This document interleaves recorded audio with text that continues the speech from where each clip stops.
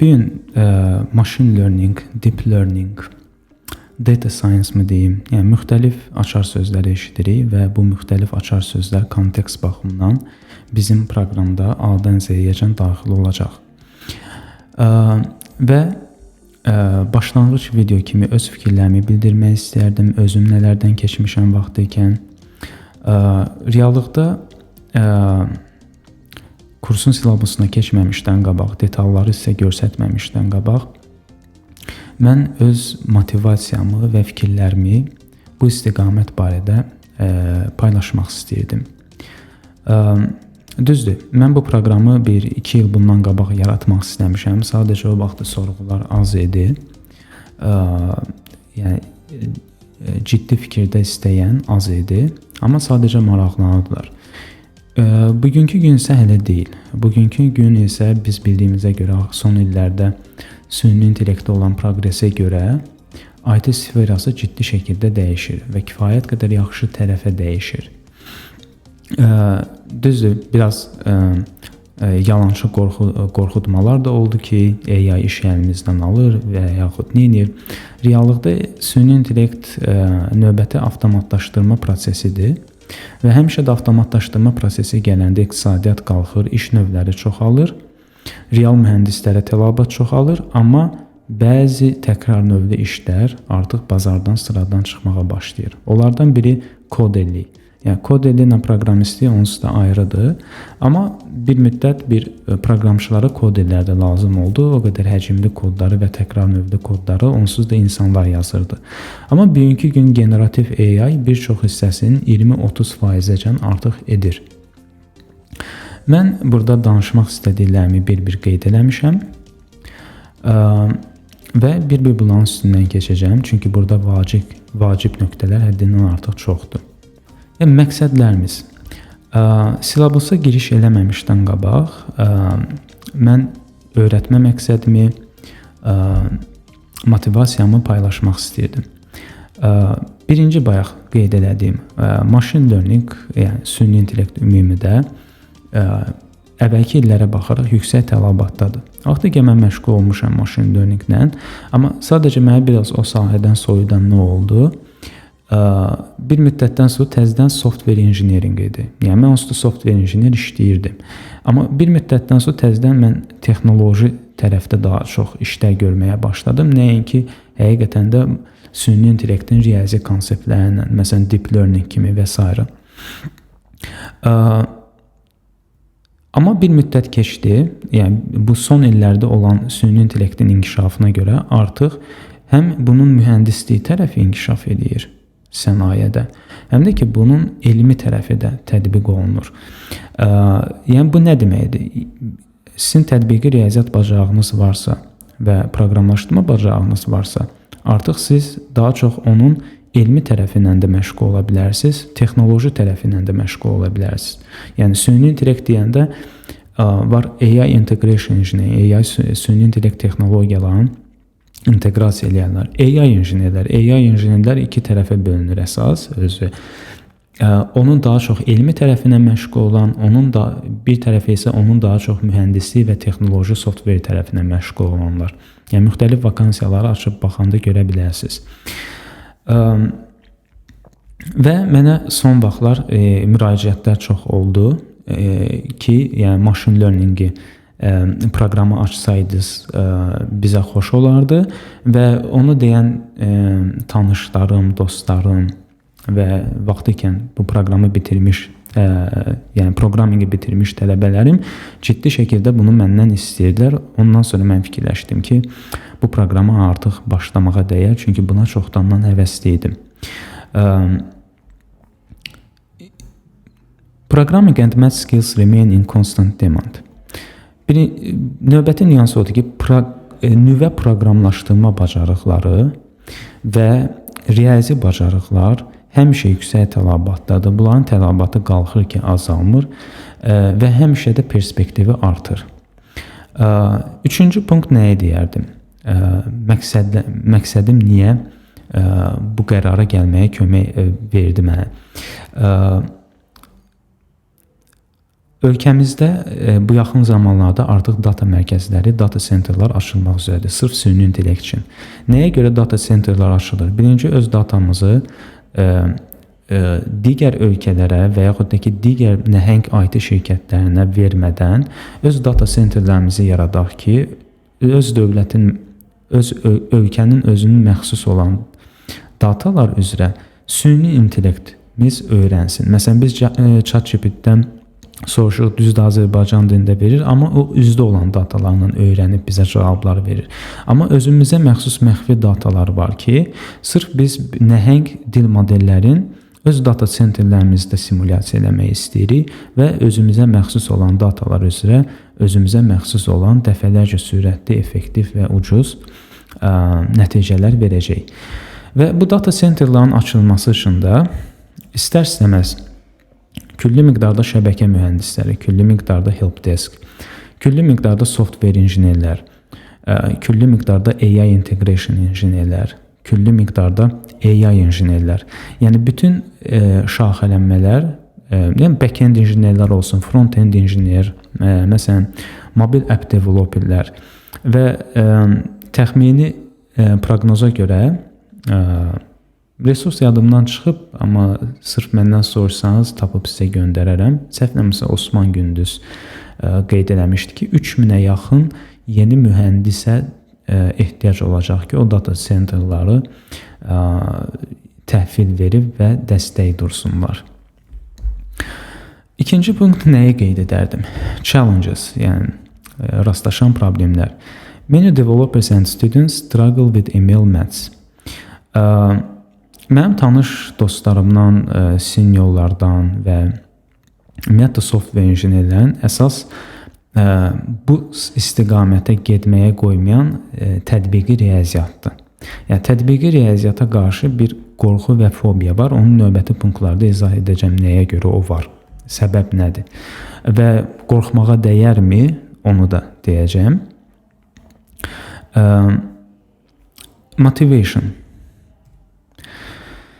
Yəni əsas bu istiqamətə getməyə motivasiya verən nədir? Artıq peşəkar proqramçılara motivasiya verən nədir? Birinci motivasiya odur ki, süni intellekt hər yerdə var. 1. Süni intellekt bütün texnologiyaların içində var, gündəlik həyat tərzimizdədir. 3. Peşəkar proqramçılar və yaxud da ki, proqramlaşdırmanı yeni öyrənib əsas konseptlərini bacaranlar artıq başa düşürlər ki, süni intellektin bir çox hissəsi texnologiyadır və proqramlaşdırmadır. Və nəyə görə biz bunu da sınamayaq? Həm karyera perspektivimizi artırmaq üçün, həm kifayət qədər egzotik bir istiqamətdir.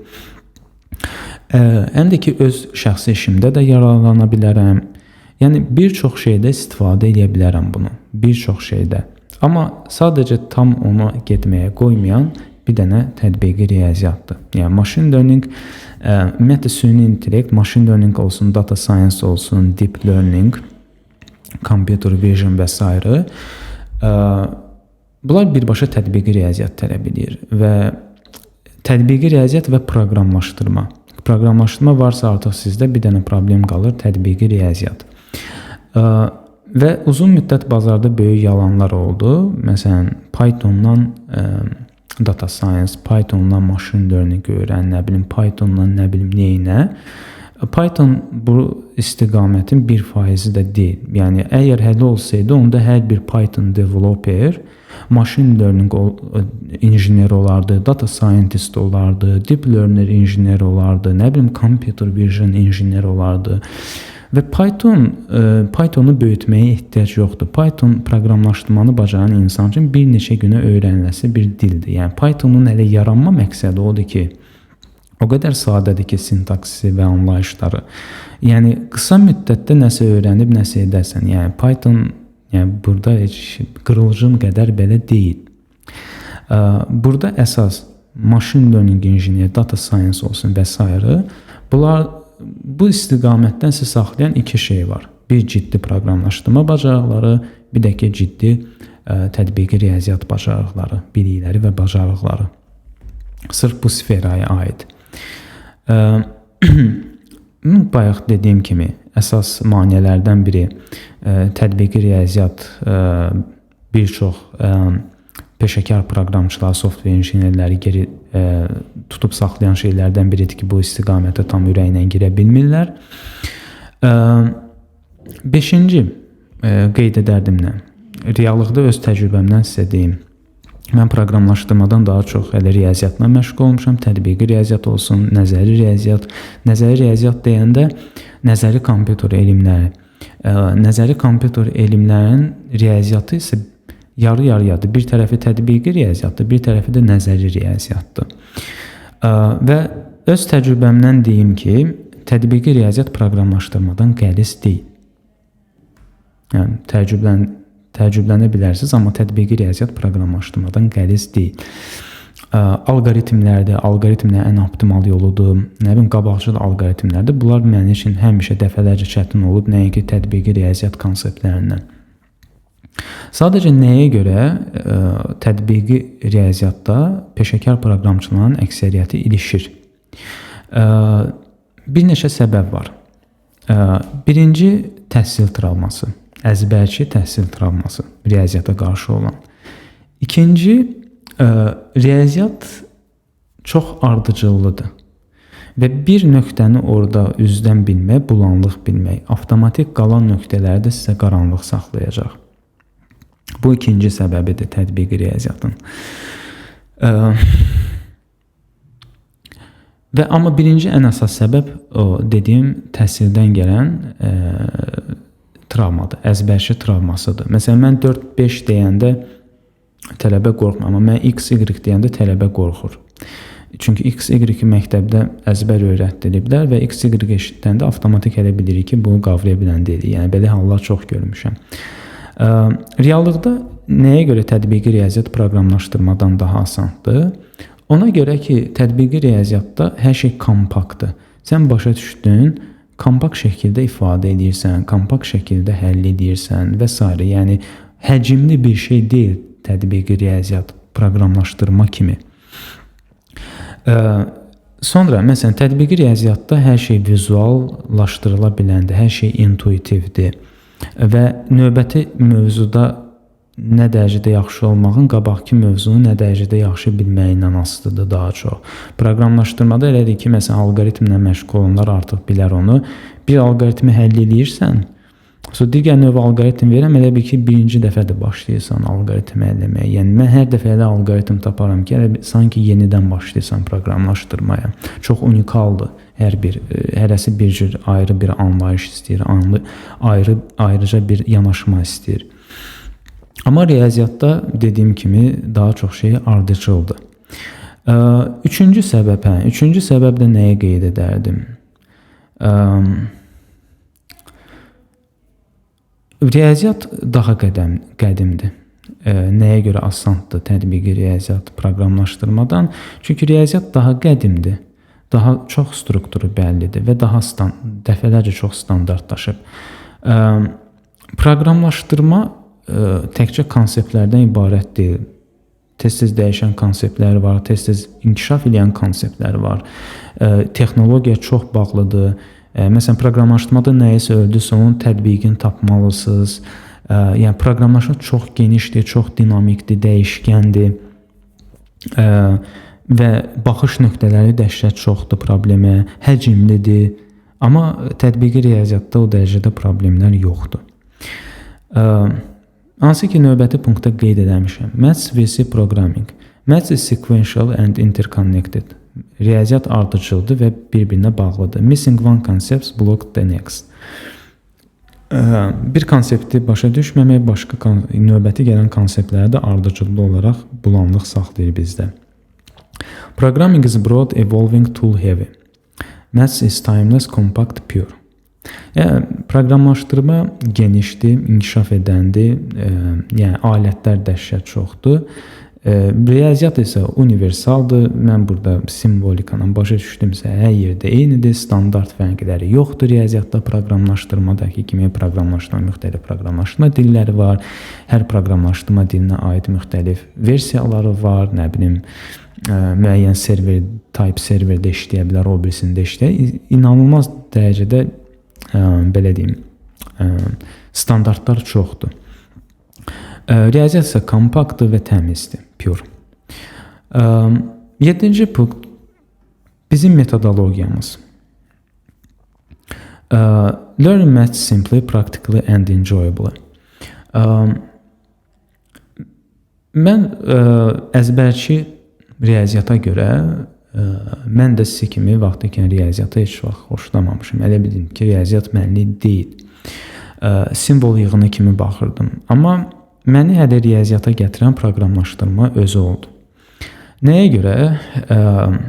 Birincisi, mən artıq peşəkar proqramçı işləyirdim, full stack developer, amma mən məsələn game developmentlə məşğul olurdum öz free vaxtımda, scientific programminglə məşğul olurdum və əsas da kökləndim game developmentə, özüm üçün oyunlar yazırdım və onun var sırf hazır librarylərdən istifadə eləmək, kitabxanalardan oyun yazmaq üçün, orada riyazi tərəfi fikirləşmirsiniz. Sadəcə development tərəfin. Amma mən həmən o simulyasiyaları özüm sıfırdan yazmaq istəyirdim və ciddi problemlərlə rastlaşdım. Proqramlaşdırma bacarıqlarımda problem görmürəm, amma məsələn adi Super Mario-nu tullananda o necə tullansın, hansı trayektoriyanla geçsin, o necə simulyasiya edeyim, gravitasiyanı nətər proqraming dildə başa salım və s. Belə suallar gəlirdi ağlıma. Sonra Game Physics kitabını oxudum, gördüm ki, bəzi şeyləri başa düşürəm, bəzi şeylərdə çatışmamazlıq var. Sonradan özümə sual verdim ki, məsələn, onsuz da peşəkar proqramçı kimi fəaliyyət göstərirsən, bəs niyə paralel olaraq belə şeylərlə maraqlanırsan? Başa düşdüm ki, mənim əsas dərdim riyaziyyatdır. Yəni, mən nə ilə maraqlanım, gedir, axırda riyazi şeylərə çıxır. Onda dedim ki, konkretləşim və riyaziyyatı sırf ayrıcı öyrənim. Yəni, mənim riyaziyyata səyahətim belə başladı. No memorization, built-in intuition and model concept yourself just like in code. Buna birazdan gələcəm. Nəyi deyəcəkdim? Mənim öz təkamülüm necə oldu? Mənim deyəndə, yəni, bu natural təkamüldə ərəsində başqa cür başlaya bilər, amma yol eynidir. Mən riyaziyyatı segmentli şəkildə ayrıca öyrənməyə başladım. Yaxşı kitablar tapdım ingiliscəsində, John Larsonun Calculus, Advanced Calculus, Pre-Calculus və s. Və həqiqətən də mən zövq aldım o prosesdən. Yəni, həddindən artıq çox zövq aldım. Proqramlaşdırma bacarığı, belə deyim, proqramçılar qədər mən bu ölkədə görmədim ki, riyaziyyatı yaxşı öyrənə bilənlər olsun. Çünki bir insan real sənayədə, real tətbiqi sahədə təcrübəsi olmadan birbaşa riyaziyyatla məşğul olanda, o daha çox algebraik manipulyasiyalarla gedə bilir. Amma o modelləşdirmə nədir başa düşmür. O riyaziyyatı blank testləri həll etməklə elə bilir ki, riyaziyyatı bilir. Blank test həll etmək riyaziyyat demək deyil. Oradakı misalları qurmaq, özündən quraşdırmaq dəfələrcə çətindir. Nəinki oradakı misalları şablon ardıcıllıqlarla həll etmək. O təmiz başqa bir şeydir. Riyaziyyatçı olmaq nə deməkdir? Deyim. Baxın, proqramçı olmaq nə deməkdir? Yəni, bir developer proqramçı olmaq nə deməkdir? Siz kod yazırsınız, siz proyekt qurursunuz, səhvlər çıxdıqca tapırsınız, optimallaşdırırsınız, hər tərəfli fikirləşirsiniz bunun user tərəfin, texnoloji tərəfin, konseptual tərəfin, arxitektura tərəfin, alqoritmik tərəfin, məntiqi tərəfin, ardıcıllıq tərəfin, structural tərəfin və sistem tərəfin. Düzdürmü? Bu, real proqramçı olmaq deməkdir. Yəni, siz proqram yazırsınız. Günün sonunda proqramçı kimdir? Proqram yazır. Düzdürmü? Riyaziyyatçı kimdir? Riyaziyyat qurur, model qurur. Amma biz blank testlər həll etməklə, nəyisə əzbər öyrənməklə özümüzə riyaziyyatçı deyə bilmərik. Riyaziyyatçı odur ki, təsəvvür edin, siz proqramlaşdırmada proqram yazmamısınız heç vaxt, amma özünüzə proqramçı deyirsiniz. Və yaxud oturub proqramda nəsə, hansı kiminsə kodunu oxuyub başa düşdürsə, ona deyirsiniz ki, mən proqramçıyım. Halbuki bir sətr kod normal yaza bilmirsiniz. Sıfırdan öz beyninizdən nəsə qura bilmirsiniz. Riyaziyyatçı olmaq da o deməkdir ki, siz istənilən yerdə istənilən modeli özünüz üçün qurursunuz. Okey, məktəb riyaziyyatı var, standartlaşmış riyaziyyat var. Proqramingdə də standartlaşmış biliklər var. O bilikləri alandan sonra növbəti addımla özünüzdən yaradırsınız. Yəni, öz dünyanızı bu sferada özünüzdən yaratmalısınız. Riyaziyyat da elə olmalıdır. Məsələn, tutaq ki, mən deyirəm ki, otaq daxili havanın məsələn axınını ölçüb və simulyasiya etmək istəyirəm. Tutaq ki, bunu kompüterdə simulyasiya etmək istəyirəm. Əlbəttə ki, mən sıfırdan o riyazi modelini qurmağa başlayacağam. Sırf mənim otağım üçün hələ bir riyazi model yoxdur ki, mənim otağımın dinamikasında hava axını necə olur. Onu özüm tapıb o riyazi formulaları çıxardıb qurmalıyam. Bax, riyaziyyatçı olmaq bu deməkdir. Blank test həlləmək riyaziyyatçı olmaq demək deyil. Yəni, bu fərqləri bilmək lazımdır. Nə deyəcəkdim? Düz biraz geniş mövzudur bu. Problemli mövzudur. Mən bakalavrda oxuyanda bəzi qrup yoldaşlarım var idi. Deyirlər ki, məsələn, proqramlaşdırma ilə çalışır da alınmırdı, xoşlarına gəlmirdi. Riyaziyyat dediklərinə görə alınırdı və deyirlər ki, hərəsi bir cürdür. Məndə məsələn riyaziyyat yaxşı alınır, proqramlaşdırma alınmır. Kimsə deyir ki, yox, məndə proqramlaşdırma alınır, riyaziyyat alınmır. Əslində bu səhv bir şeydir. Riyaziyyat kimdə yaxşı alınır, proqramlaşdırma alınmırsa, deməli əmin olun ki, riyaziyyatı əzbər öyrənmək onda yaxşı alınmır. Riyaziyyatı əzbər öyrənmək başqa, riyaziyyatı qavramaq, anlamaq və riyaziyyatçı olmaq başqa. Bunlar tamamilə fərqli şeylərdir. Və riyaziyyatı anlayan, riyaziyyatçı olan insan üçün proqramçı olmaq problem deyil. Çünki bu da yaradıcılıqdır, bu da yaradıcılıqdır, bu da kritik analizdir, bu da kritik analizdir, bu da səhvlərlə düzüb qoşub try faillə proqraming də elədir, modelləşdirmə də hər ikisi də. Yəni, bunlar bir-birindən asılı şeylərdir. Və yaxud kimsə deyir ki, mən proqramlaşdırma alınır, riyaziyyat alınmır. O da düzgün baxış deyil. Çünki səndə proqramlaşdırma alınırsa, gəlin belə bir şey deyim. Əgər bir insanda proqramlaşdırma alınırsa, bu 100% məntiqin yuxarı olmağının sübutudur. Bu 100% disiplinin olmağının sübutudur. Bu 100% baxış açısının yaxşı olmağının sübutudur. Bu 100% həvəsinin olmağının sübutudur. Və bu şeylər hər yerinə, bu bacarıqlarla, bu belə deyim, xüsusiyyətlərlə siz fizik də ola bilərsiniz, riyaziyyatçı da ola bilərsiniz. İndi nə dərəcədə yaxşı, pis, Einstein olarıqmı, olmarıqmı, o başqa söhbət. Amma ola bilərsiniz. Yəni, sadəcə daha düzgün vurğulasam o deməkdir ki, əgər sizdə proqramlaşdırma alınırsa, deyirsə ki, riyaziyyat alınmırsa, o deməkdir ki, sizin yanaşmanız səhv olub. Ya səhv resurs tapmısınız, ya bilmirsiniz harada başlayıb, harada bitirmək lazımdır. Yol görsədən yoxdur və s. Yəni, səbəblər çox ola bilər. Amma o səbəb ola bilməz ki, sizdə riyaziyyat alınır. Bu hələ bir kateqoriyalı bir şeydir ki, məndə alınmır. Yox, proqraming alınırsa bu alınmır. Bu alınırsa proqraming də alınmalıdır. Bunlar bir-birindən asılı şeylərdir. Və ona görə də bizim metodologiyada siz riyaziyyatı nətər öyrənəcəksiniz və mən onu əminliklə deyirəm, necə ki, proqramı sıfırdan öz beyninizlə yaradıb, istədiyinizi yaradıb qurursunuz, problem çıxanda özünüz tapırsınız və özünüz də optimallaşdırırsınız. Riyazi formulalarda da, riyazi modellərdə və riyazi təfəkkürdə də və belə deyim, təriflərin qurmağından tutmuş, problemin üzə çıxardılmasından tutmuş, simvolik ifadəsindən tutmuş, tam həllinəcən özünüz bir müddətdən sonra sərbəst edəcəksiniz. Və machine learning injiner və ya AI injineri olmaq üçün bu elə bir unikal sahədir ki, bu həm tətbiqi riyaziyyat bacarıqları tələb edir, həm də ki, proqramlaşdırma bacarıqları tələb edir. İkisindən biri olmasa, ciddi uğur qazanmaq olmur bu sferada. Məsələn, adi sübut kimi bir şey deyim. Süni intellektdə hər şey neyron şəbəkələrdir. Yəni, qısası hər şey neyron şəbəkələrdir. Və istənilən neyron şəbəkə alqoritminə baxsanız, mənə inanmayın, girin, Google eləyin, baxın. İstənilən neyron şəbəkəsinə baxsanız, bu qrafdır. Qraf data strukturasıdır. Qraf alqoritmi tətbiq olunur orada. Back propagation, forward propagation və s. Və olan metrika hissəsi, yəni ölçü hissəsi, ehtimal nəzəriyyəsi, xətti cəbir, statistika və differensial tənliklər birbaşa istifadə olunur. Yəni, gradient, descent yazıb baxa bilərsiniz və s. yəni 4 tətbiqi riyaziyyat növü bir dənə o alqoritmdə tətbiq olunur və proqramlaşdırma tərəfdən də graph data structure-dır, backpropagation, qəliz iterasiyalar, hətta rekursiv modellər. Belə.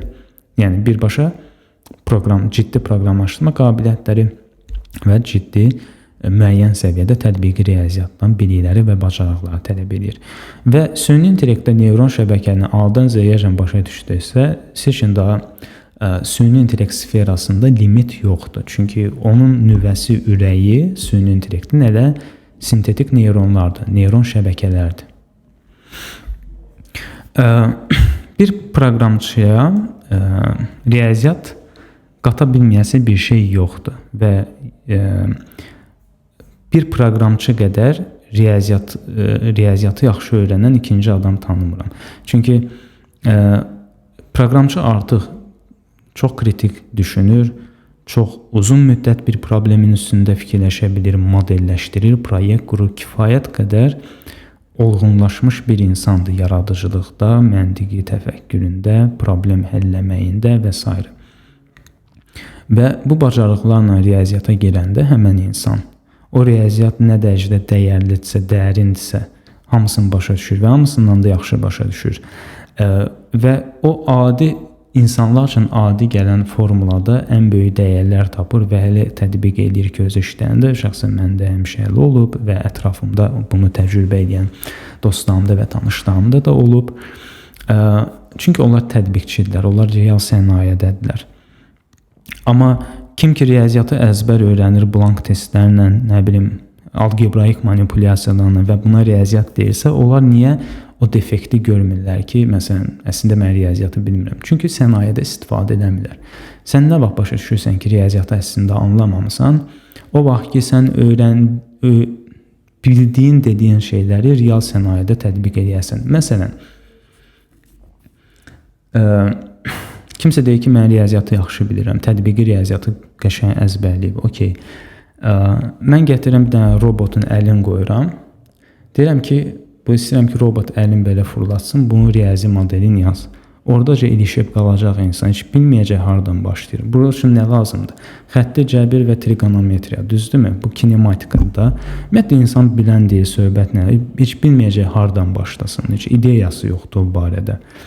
Amma proqramçıya desən ki, bunun proqram təminatını yaz, mən sənə hazır riyazi modelini verməm. Proqramçı yazacaq onu. Ola bilsin, deyənəcən belə iş eləməyib, amma o nə tərsə həll edib yazacaq. Mütləq ki, yazacaq. Yəni, o kriz, proqramlaşdırma unikallığı ondadır ki, siz nəyisə tam dərinləcən başa düşməmişsə, heç vaxt kompüter onu başa sala bilməz. Proqramlaşdırma birinci gündən insanın o mənasız egoların üzə çıxardır. Ego mu deyim, səhv təhsil mi deyim, düzgün olmayan yanaşmalar mı deyim, yəni çox şey ola bilər burada. Deep Maths Understanding Read SEO for AI, Game Dev, Scientific Programming and more.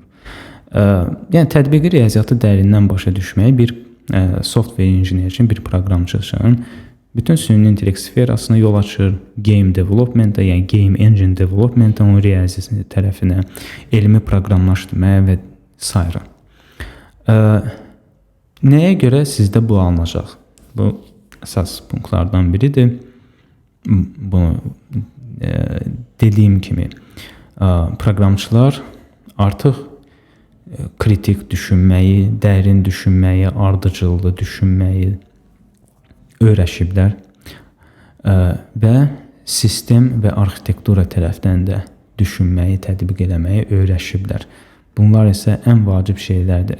Ümid edirəm, indi başa düşməsəniz də bunu sınayından sonra siz daha dəqiq başa düşəcəksiniz, mən nə demək istəyirəm.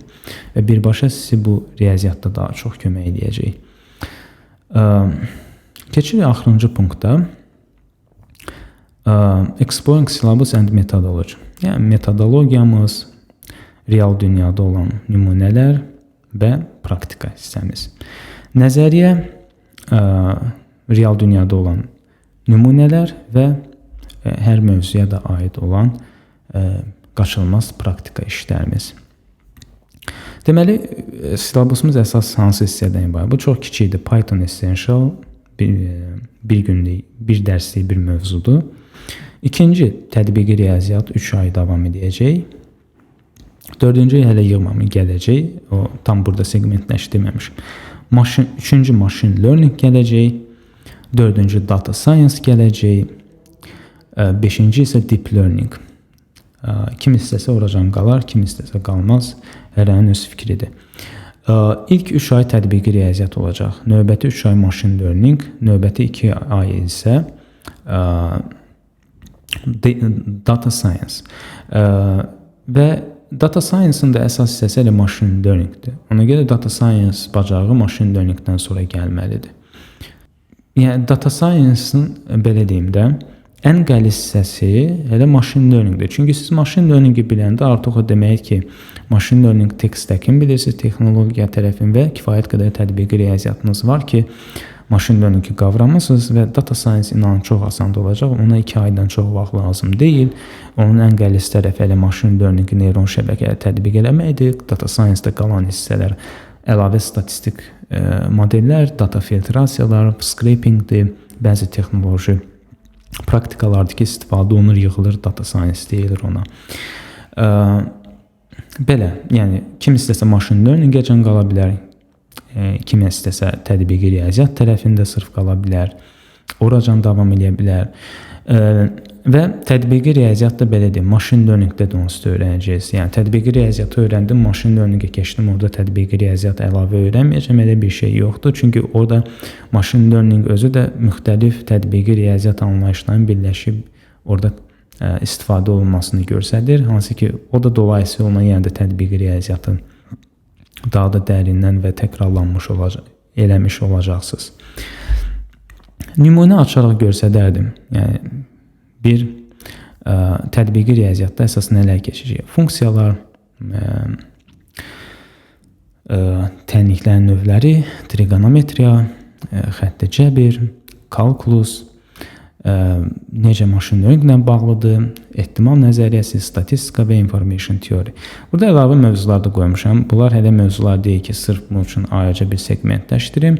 Bəzi riyazi anlayışları machine learning-də keçəndə machine learning-in həmən segmentinə lazım olan riyaziyyatı ayrıca test keçib üstündən orada tətbiqini göstərəcəm. Yəni belə deyim, yəni ayrıca mövzuya kateqoriyalaşdırma ehtiyac yoxdur. Amma kateqoriyalaşdırma kalkulusdur, xətti cəbirdir, essential algebradır, probability və statistikadır. Bunları ayrıca keçməyə dəyər bir background kimi. Sonra da artıq machine learning-i başlayanda ən çətin hissəsini artıq qavramış olacaqsınız. Machine learning-də elə birbaşa tətbiq başlayacaq. Sırf machine learning kontekstində. Məsələn, tutaq ki, açardım. Tutaq ki, equation types. Burada videolar çəkərək qoyacaq. Bula iframe-lə nümunəvi qoymuşam. Tutaq ki, xətti tənliklər. Burada videom olacaq, hər şey A-dan Z-yəcən izah edən və hansı material üzrə, məsələn, tutaq ki, müxtəlif materialı ola bilər, mən kitabdan da qoya bilərəm, mən hansısa daha rahat resursdan da qoya bilərəm. Mən çalışıram mümkün qədər kompakt olsun. Yəni, tətbiqi riyaziyyat elədir ki, 1 ilə də öyrənə bilərsiniz, 2 ilə də öyrənə bilərsiniz. Amma mən bunu 3 aya salmışam, sırf machine learning-ə lazım olan tətbiqi riyaziyyat və machine learning üçün hansı belə deyim, tətbiqi riyaziyyatın mövzuları daha çox istifadə olunursa, onlara bax daha çox ayırmışam, onlara daha dərin eləmişəm. Məsələn, xətti cəbirdir. Xətti cəbir deyirəm, bu xətti tənliklərdir, ümumi kateqoriyası, A-dan Z-yəcən başa salacağım. Nəyə görə machine learning-də lazımdır? Sonra Python-da tətbiqi, hansı Git-lə işləyəcək. Burada görsədim. Eksperimental kodların hamısını yığmışam nümunəvi. Məsələn, tutaq ki, linear equation-a baxanda simple equation, how to apply it in the Python. Yəni, paralel Python-u da tətbiqə. Yəni, riyaziyyatı öyrəndiniz, başa düşdünüz nəzəriyyəni, onu Python-da da tətbiq edəcəyiz. İndi göstərəcəm necə. Bu Python-un vacib nümunələrdir yığdığım, sırf məsələn, müxtəlif kitabxanaların istifadə etməklə, məsələn, NumPy ilə necə həll edək bu xətti tənliyi və s. iterativ sadə necə həll edək, adi variablelarla, SymPy ilə necə həll edək və s. Pythonda da tətbiqini öyrədik bu riyaziyyatdan öyrəndiyimiz mövzunu. Sonra praktika problemləri gəlir. Bunları mütləq hamısını həll etmək olacaqsınız. Bunları bir-bir soruşacağam sizdən. Heç bir riyazi tapşırıq buraxılmayacaq. Narahat olmayın, mümkün qədər az tapşırıq qoymuşam, amma hamısı mütləq crucial tapşırıqlardır ki, bu tapşırıqları eləməsəniz bilin ki, zəncirinizi artıq qırmısınız riyaziyyatdan. Alınmır, soruşun. Alınmır, yenidən çalışın. Alınmır, ipucu istəyin məndən. Sualınız qalıb, mütləq olaraq qeyd edin. Onsuz da mən sizdən soruşacağam. Hər bölməni bitirəndə mən ümumi imtahan edəcəm mövzular barədə və baxacağam görə nə dərəcədə yaxşı başa düşmüsünüz bu mövzunu. Və sırf nəzəri tapşırıqları edəndən sonra gəlir Pythonda olan tapşırıqlarımız. Məsələn, simple equation ax üstə gəlsin b bərabərdir 0. Deyək ki, tutaq ki, belə bir nümunəvi tənlik verilib bizə. Pythonda kod yazın ki, x-i buradan tapsın. Sonra simbolik həll yolunu verin. SymPy kitabxanasını istifadə etməklə, burada da sistem xətti tənliyidir. Bunu isə məsələn NumPy istifadə etməklə. Yəni bu siz birbaşa elə yolda gedə-gedə öyrənəcəksiniz Pythonun müxtəlif kitabxanaların, riyazi modellərinin tətbiqi və s. Machine learning-ə çatanda həm tətbiqi riyaziyyatı bilmiş olursunuz, həm də ki Pythonu tam dərindən tətbiq etməyə də bacarmış olursunuz. Bu qədər sadə. Yəni nəyisə sonraya qalmır. Hamısı paralel, isti-isti öyrənilə, isti-isti praktika oluna və isti-isti qaranlıq nöqtələr işıqlanaraq gedirik. Belə. Pythonda da həll edilənizə burada branşlar açacağam. O Gitlə onlara görə narahat olmayın. Hər şey bizdə rekord olunacaq. Tətbiqi riyaziyyat hissəsi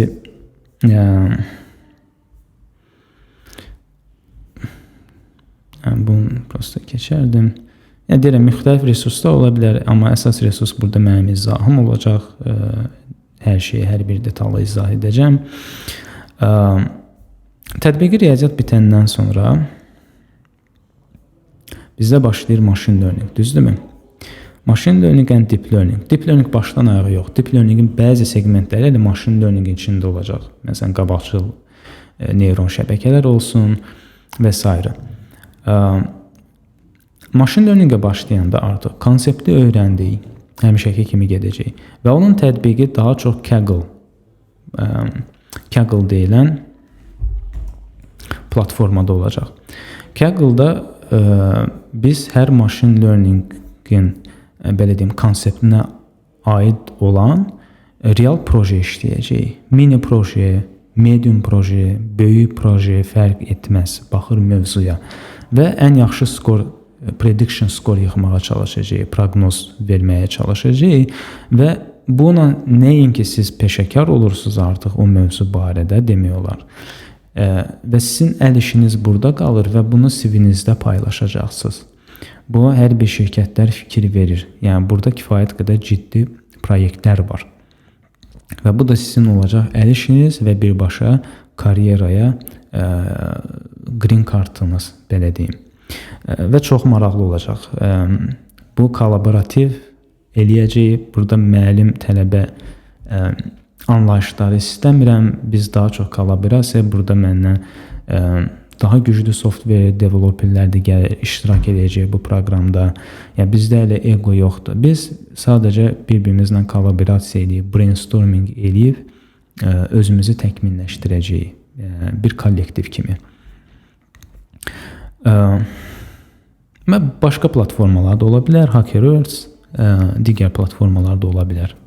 Ona sonra baxacağıq. Amma əminəm ki, ən yaxşılarını seçəcəm. Çox vaxtı da Kaggle olacaq, onu da bilirəm. Python program, machine learning fundament, supervised, unsupervised, GitHub repo, yəni bu proyektinizi elədiniz GitHub repozitoriyanızda da olacaq. Data science sonra gəlir, Əlbəttə ki, bu machine learning-ə və data science lazım olan tekstdəki də öyrənəcəyik, SQL-lər, məsələn, API-lar, nə bilim və nəyi qeyd edəcəkdim? Neyron şəbəkələr. Neyron şəbəkələr bizim bir də əsas işlərimizdən biri kursun bir hissəsində neyron şəbəkələri tam sıfırdan yaratmaq olacaq. Pythonda, C++-də, kim hansı dildə istəsə yaratsın, fərq etməz. Onun riyazi modelin və alqoritmik data structure tərəfində hamısını sıfırdan yaradacağıq və bu bizim GitHub repozitoriyumuz. Bu ən çətin şeydir. Bunu bacardınız, daha problem olan deyil. Sonra əlbəttə ki, frameworklar olacaq. Kitabxana TensorFlow, PyTorch. Bir də proqramın sonuna yaxın LLM modelləri dərindən necə işləyirsə və hətta LLM modelini tam sıfırdan yığmağı da bir yerdə edəcəyik. Görün nə qədər bilik, bacarıq, praktik və intuitiv dərinlik qazanmış olacağıq. Bu metodologiyadan gedərik. Deyəcəklərim bu qədər. Əlavə suallarınız olsa soruşa bilərsiniz, rəyləri də paylaşa bilərsiniz.